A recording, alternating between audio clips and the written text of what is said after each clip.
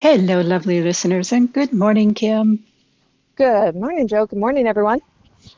Today's a little challenging for us again. It has been the past few weeks to bring these messages to bite size. Yes. Oh, so I can't imagine what's going through everybody's brains if we are trying to dissect this. Wowzers.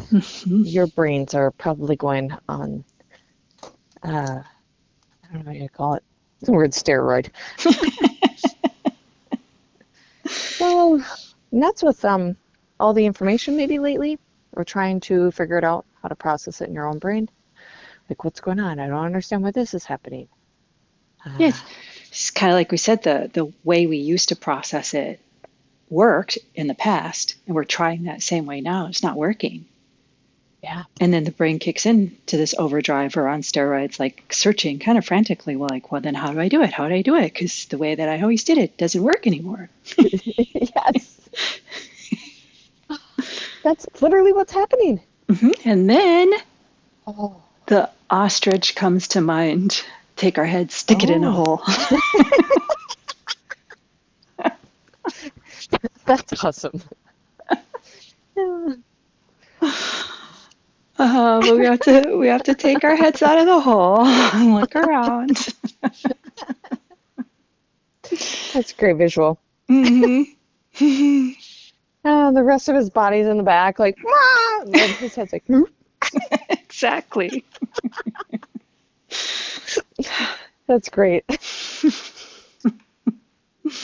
Yeah, it's hard though to see things differently or be able to, I don't know, accept, perceive things a little bit differently without fear or without, well, that can't be the right way, or I don't know if I could go that way because XYZ. Maybe somebody doesn't agree with it that way.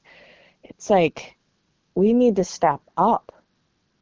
We are the only ones that can do it for ourselves. We can't wait for somebody else to shove that ostrich head back. Like he's got to do it on his own. Yep. So it's the same thing for us. Like we are literally being forced to see a different aspect, but we have to be the ones to choose that we're ready to see something different or that we're willing to see something different. Right. That's interesting because that the use of the word we're being forced, it's like we are, but we also aren't. Like we'll be nudged and nudged and nudged over and Yes. over and over and over again. But each time we can meet that with sticking our heads in the ground if we want to. That's how powerful we are. Yeah. Like that nudge will happen forever, and yet we always have the counter to it, the counter force, if you will, to a degree. It pushes us that direction, and it's a loving nudge and force, right? But Yes.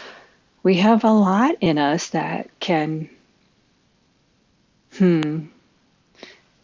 create even what we don't want.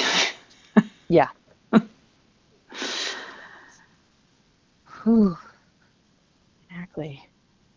And like we were saying, Oh, Kim, it's a little bit similar to some of our messages last week, but it's like similar or same but different. It's a similar message, but it's so different. It's it subtly so is. different.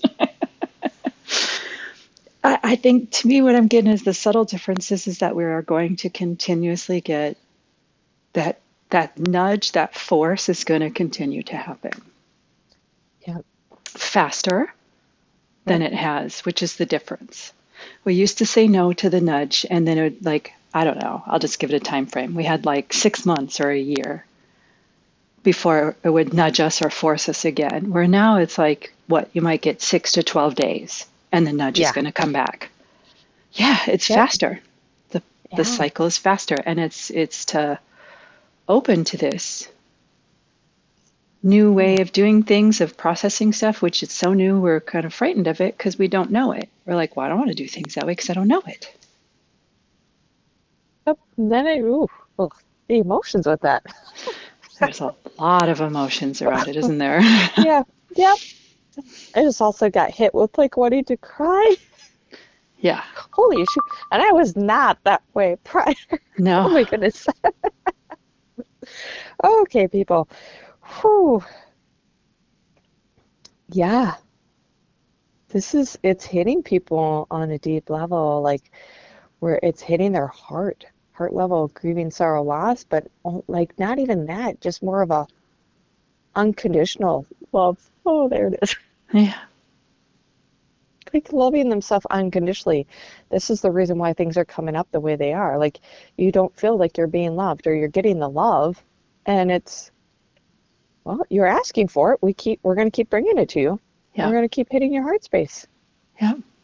Even if you're not consciously asking for that love, it's like as the trajectory humanity is on, that has to come. We have to Yeah. have more love in our space. Yesterday, I said to my husband yesterday about he made a joke about something, and it really hit his funny bone. He tends to laugh more than I do anyway, but it hit his funny bone. And I had a moment, I was just like very quick. I was like, oh my gosh, I'm almost like envious of someone who can laugh that much, that quick, that fast. Which I didn't say that to him. What I said to him was I said, I wish I laughed that much. I could use laughing like that more in my life or something, is what I said. And he looked at me and he said, the world could. Aww. And I was like, isn't that the truth? That's to me what this heart space opening up about is more laughter, more of that love, more acceptance. Yep. And without things having to change or be our way, it's just that openness, that, oh, yeah. Oh, I love it. Mm-hmm. Yep. Yeah. All Didn't right. know I was going to cry this morning. Whew. Well, my wish is I hope everyone who hears this gets a moment of that almost overwhelmed, like Kim did with that emotion, where you realize that's how big that heart space is. Yeah. Ah, Hmm. okay. Whew. Thank you, Jill. Thank you, everyone. Yes, thank you. Thank you, Kim. All right. Until next time.